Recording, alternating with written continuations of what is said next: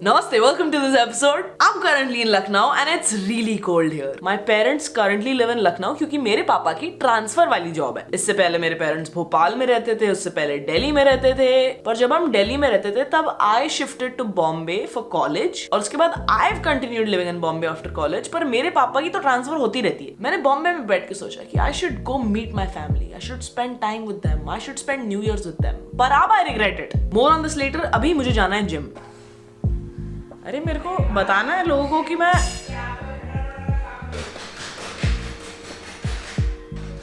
अरे अभी कर रही हूँ शोर अभी बोला हो गया. घर में रिकॉर्ड करना तो इम्पॉसिबल है भाई.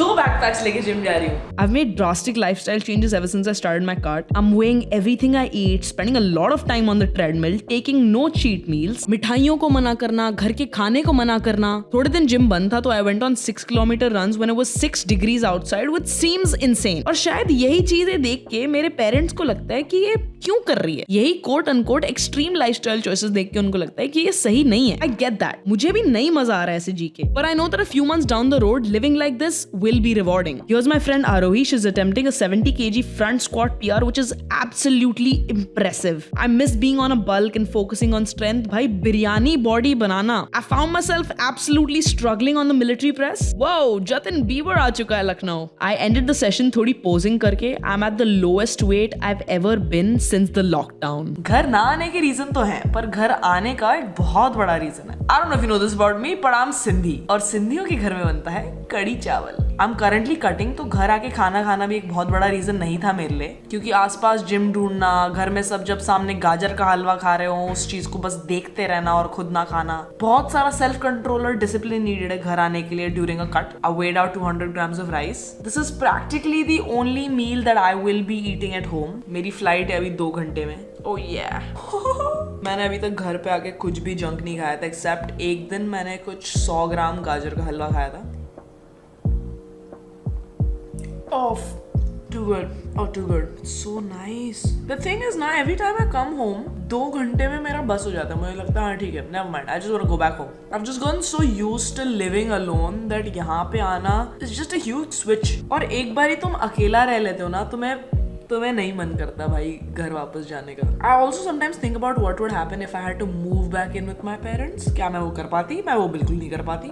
Don't get me wrong, I love my parents. मुझे बहुत अच्छे लगते हैं मेरे माँ बाप. Now that I live alone, I just have my own ways set of living. And that might seem very strange to my parents here. Let me give you an example. I landed in Lucknow around 12 AM. मेरी flight delay होके मैं रात के 12 बजे land हुई. बॉम्बे के weather से लखनऊ की ठंडी वाली वेदर में लैंड होने के बाद जब हम गाड़ी में घर वापस जा रहे थे, मेरा मन किया चाय पीने का. Let me be clear with you, I'm on a cart, तो मैं चाय वाय ये सब मेरी नॉर्मली डाइट में होता ही नहीं. तो मैंने एक नीड एक्सप्रेस की कि मुझे चाय पीनी है. और इसी बात पे मैंने बहुत सारे टॉन्ट सुने मेरी मम्मी से कि तुझे चाय क्यों पीनी है, चाय कोई टाइम होता है पीने का. It's just the smallest of things जो मेरे लिविंग हैबिट्स चेंज हुए हैं बॉम्बे जाके, और जो मेरी मम्मी के लिविंग हैबिट्स है वो मैच नहीं करते हैं. जो मेरी आइडियोलॉजीज है, जो मेरी थिंकिंग है, जो मेरी वांट्स हैं, वो मेरी मॉम को यूजुअली इरैशनल लगती है और मेरे डैड को भी same. I don't expect them to like give me everything I want, but the least they can do is understand. अब ये छोटी सी बात पे कि मुझे चाय पीनी है और मम्मी कह रही है कि चाय क्यों पीनी है,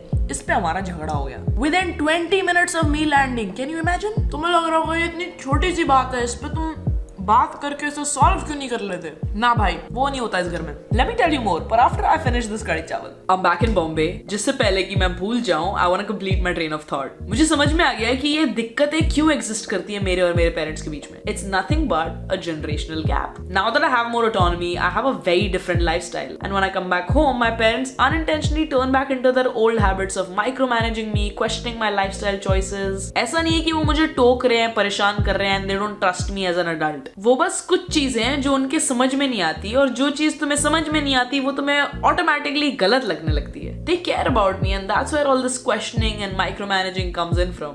And for me as an adult, it makes me feel like less of an adult when I go back home. Judgment, comparison, it gets a little overwhelming. पर इसका मतलब ये नहीं है कि I don't love my parents या my parents don't love me.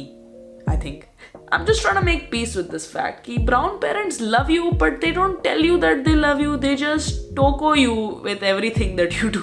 It's It's strange. मुझे comment section में बताओ what you think about this. Thank you for watching. Like करो, comment करो and भाई subscribe भी कर दो यार. तो चलो, bye.